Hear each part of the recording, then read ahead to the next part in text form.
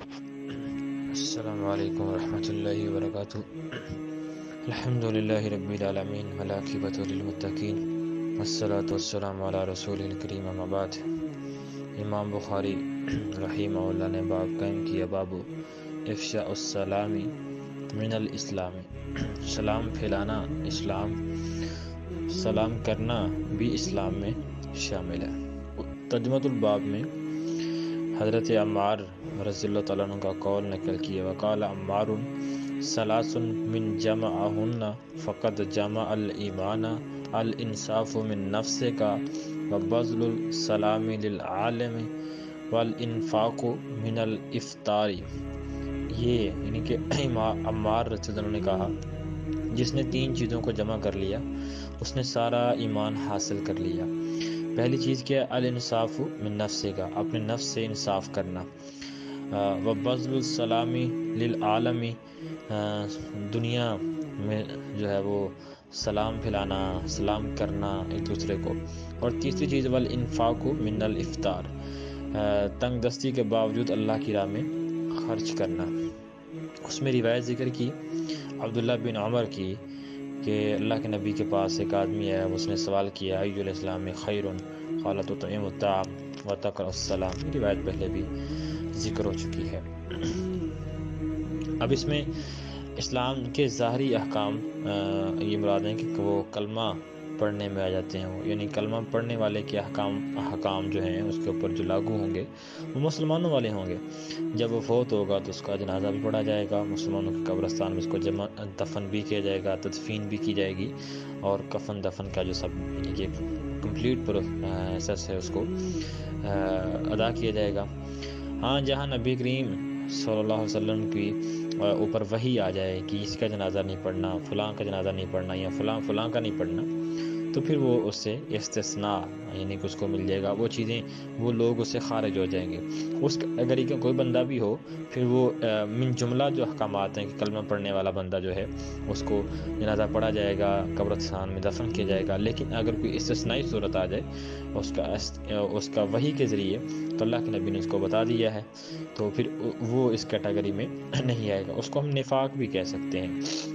نفاق کے حوالے سے بھی اسلام کے احکامات واضح ہیں اور بڑے صریح احکامات ہیں،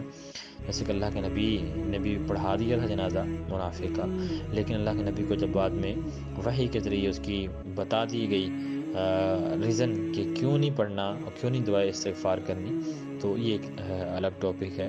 لیکن چونکہ جو کلمہ پڑھتا ہے مسلمان ہے، اللہ کے رسول کو مانتا ہے، اللہ کو مانتا ہے، قیامت پہ ایمان رکھتا ہے، جزا سزا کو مانتا ہے، تو وہ ظاہراً مسلمان ہے۔ آگے وہ نیک اعمال نہیں کر رہا، یعنی کہ مومن کی کیٹیگری میں نہیں ہے، لیکن اس کے اوپر جتنے بھی احکامات ہیں وہ اسلام مسلمان والے ہوں گے۔ اس کو مرنے کے بعد وہی سلوک کیا جائے گا جو ایک مسلم کے ساتھ ہونا چاہیے، یعنی کہ تدفین والا معاملہ، اس کو کفن والا معاملہ، یہ سارا۔ لیکن تو اس میں پھر یہ آتا ہے کہ اس کو سلام کیا جائے گا۔ اب ایک سوال آتا ہے کہ کیا کافر کو سلام کرنا چاہیے، کہا جا سکتا ہے یا نہیں؟ جیسا کہ ایک حدیث میں الفاظ آتے ہیں کہ آپ اس کو بھی سلام کریں جس کو آپ جانتے ہیں، اور ومن لم تعرف، اور اس کو بھی سلام کریں جس کو آپ نہیں جانتے، عرفتہ، اس کو بھی جس کو جانتے ہیں۔ یعنی کہ اب اس حدیث سے تو یہ بات سمجھ آتی ہے کہ جس کو آپ جانتے ہیں اور جس کو نہیں جانتے دونوں کو سلام کرنا ہے۔ اس میں مسلم اور غیر مسلم کی تفریق نہیں کی گئی، فرق نہیں کیا گیا کہ آپ جو ہے اگر جاننے والا مسلم ہے تو اس کو سلام کریں، اگر کافر جاننے والا نہیں ہے تو اس کو سلام نہ کریں۔ لیکن اس کا مطلب یہ ہے کہ جو جاننے والا نہیں ہے اس کو بھی سلام کرنا، وہ مسلم ہو یا غیر مسلم ہو۔ حدیث سے تو یہ بات سمجھ آتی ہے۔ اب اس حدیث کو سمجھنے کے لیے ہم ائمہ کی طرف اگر رجوع کرتے ہیں تو ہمیں یہ بات سمجھ آتی ہے، جسے ابن القیم رحمہ اللہ نے، جن کا میں اکثر ذکر کرتا ہوں، ابن القیم رحمہ اللہ نے کہا ہے کہ اس سے مراد جو ہے جس حدیث میں کافروں کو سلام کہنے کی ممانعت آتی ہے، وہ ابن القیم کے نزدیک وہ ایک معین وقت کے لیے ہے، یعنی کہ اس حدیث سے تو عمومیت ثابت ہوتی ہے، لیکن جس میں ممانعت کا ذکر ہے کہ ان کو سلام نہیں کرنا، وہ ایک خاص وقت کے لیے، جیسے کہ انہوں نے ایک مثال بھی دی جب اللہ کے نبی بنو قریظہ میں یہودیوں کو نکالنے کے لیے وہاں پہ گئے تو اللہ کے نبی نے صحابہ کو تلقین کی کہ آپ نے ان کو سلام نہیں کرنا، کیونکہ وہ ایک وقت ایسا تھا کہ اگر مسلمان ان کو سلام کر دیتے جاتے ہی ان کو ابتدا کر دیتے تو یہ ایک صلح کی کیٹیگری میں آ جانا تھا، یعنی کہ سلامتی آ جانی تھی ان کے اوپر، آپ سلام بھیج رہے ہیں یعنی کہ آپ صلح کرنا چاہ رہے ہیں، آپ اس طرح کے کچھ پیغام لے کے آئیں، جبکہ اللہ کے نبی ایک واضح کرنا چاہ رہے تھے کہ ہم صلح کرنے کے لیے نہیں آ رہے، یعنی کہ اس کو ایک نکالنے کا ایک مسئلہ تھا، ایک جنگی صنف تھی، اس جنگی صنف میں وہ بات شامل تھی، تو اس لیے اللہ کے نبی نے ایک معین وقت کے لیے اس کو اس بات سے منع کر دیا کہ اس میں آپ نے ابتدا نہیں کرنی کیونکہ ہم ان سے لڑنے جا رہے ہیں۔ تو ایک جب یہ لڑنے والا جنگ کا یہ جنگی چال کا ایک مرحلہ ہو تو میرا خیال ہے اس میں یہ بات ابن قیم رحمہ اللہ کی کسی حد تک تجھے سمجھ آتی ہے۔ لیکن سلام کہنے سے لیکن جب کفار کی سختی کا ڈر ہو، یعنی کہ بعض اوقات یہ ہوتا ہے کہ آپ کو کفار سمجھ آ رہے ہیں کہ آپ کے اوپر غالب ہیں یا تعداد میں زیادہ ہیں، تو ان سے صلح کا پیغام بھی ان کو دیا جا سکتا ہے، ان کو سلامتی کی دعا تو سلام کیا جا سکتا ہے۔ اگر یہ لگتا ہے کہ کسی غیر مسلم کو سلام کرنے سے اس کے اوپر اچھا ایفیکٹ جائے گا، وہ ایک اچھا وہ سمجھے گا تو وہ اسلام کی طرف آ سکتا ہے تو اس کو سلام کرنا چاہیے، لیکن بات صحیح یہی ہے کہ اگر کوئی مسلم ہو تو اس کو ابتدا نہیں کرنی چاہیے، لیکن سلام ممانعت جو ہے کہ منع ہے اس کو کر ہی نہیں سکتے، لیکن اگر کوئی سلام کرتا ہے تو اگر کوئی یہودی عیسائی غیر مسلم آپ کو سلام کرتا ہے، صحیح کرتا ہے تو اس کا جواب دیا جائے گا۔ عبداللہ بن عمر رضی اللہ عنہ کے بارے میں یہ بات ملتی ہے کہ وہ ایک مجوسی کے ساتھ سفر کر رہے تھے، جب جدا ہوئے دوبارہ ملے تو ہم نے ایک دوسرے کو سلام کہا، اور ساتھ کسی غلام نے پوچھا کہ یہ تو مجوسی ہے، تو فرمایا یہ صحبت کا حق ہے کہ اس کو ادا کیا جائے۔ تو یہ بات بھی سمجھ آتی ہے کہ ایک ہوتا ہے اسلامک پوائنٹ آف ویو سے یہ بات ہے، ایک ہوتا ہے اخلاقی پوائنٹ آف ویو سے، ایک ہوتا ہے معاشرتی پوائنٹ آف ویو سے، یہ تو تینوں چاروں چیزوں کو اگر ہم جمع کریں گے تو ہمیں یہ بات سمجھ آتی ہے کہ اگر صحبت سے اگر آپ یہ بات کرتے ہیں، سلام کرتے ہیں، تو اس سے یہ اچھا ایفیکٹ جائے گا، اور اچھی مسلم ہونے کی جو ہماری ایک نشانیاں ہیں وہ ابھریں گی کہ مسلمان سلامتی کا پیغام دینے والے ہیں، امن کا پیغام دینے والے ہیں، اور جہاں جنگی چال کا مسئلہ آتا ہے پھر وہاں مسلمان اشد علی الکفار بھی ہیں۔ اصل بات یہ ہے کہ کسی کو سلام ترک کرنا نہی عن المنکر کی قبیل میں سے شامل کیا گیا ہے، یعنی اگر کوئی شخص کسی منکر اور کبھی کا ارتکاب کرنے والا ہے تو اسے سلام نہ کیا جائے۔ بات کرتے ہیں کہ اگر کوئی بندہ گناہ گار ہے، گناہ کر رہا ہے، فاسق ہے، فاجر ہے، اس کو سلام نہ کریں۔ اگر آپ اس کو سلام کریں گے تو گویا وہ سمجھے گا کہ میں تو بڑا اچھا کام کر رہا ہوں، اس کے باوجود لوگ مجھے سلام لے رہے ہیں، مجھے سلامتی کی دعائیں دے رہے ہیں۔ تو علماء یہ کہتے ہیں کہ ایسے بندے کو سلام ہی نہ کریں، کیونکہ اس کو یہ فیلنگ ہو مجھ سے تو لوگ سلام تک نہیں لیتے، میں اتنا برا ہوں، یعنی کہ وہ اپنے اندر یہ چیزیں فیل کرے۔ ہاں بعض کہتے ہیں اگر جو کاؤنسلنگ کرنے والے یہ کہتے ہیں کہ اس کو سلام کرنا چاہیے، اس کو اچھا فیل کروائیں کہ بھائی آپ اگرچہ آپ نے یہ برا کام کیا لیکن آپ کو ہم اس قدر نہیں گرا دیں گے کہ آپ ابھی اس غلط کام صحیح کی طرف آئیں نہ، بلکہ اس کو کہیں گے بھائی آپ اس غلط کر رہے ہیں، صحیح آپ کے لیے یہ ہے کہ آپ اس طرف آئیں۔ تو یہ دونوں طرف چیزیں موجود ہیں، لیکن یہ کہنے والے کے اوپر ڈیپینڈ کرتا ہے کہ وہ حالات کے مطابق اس کو کیا کرتا ہے۔ اب جس میں جو حضرت عمار کا قول ہے کہ 3 چیزیں جس نے جمع کر لیں اس نے تمام اسلام کو جمع کر لیا۔ پہلی چیز ہے کہ الانصاف من نفسی کا، سے مراد یہ ہے کہ اپنے نفس پر کسی دوسرے کا حق ہو، یعنی کہ اللہ تعالیٰ کے حقوق ہوں،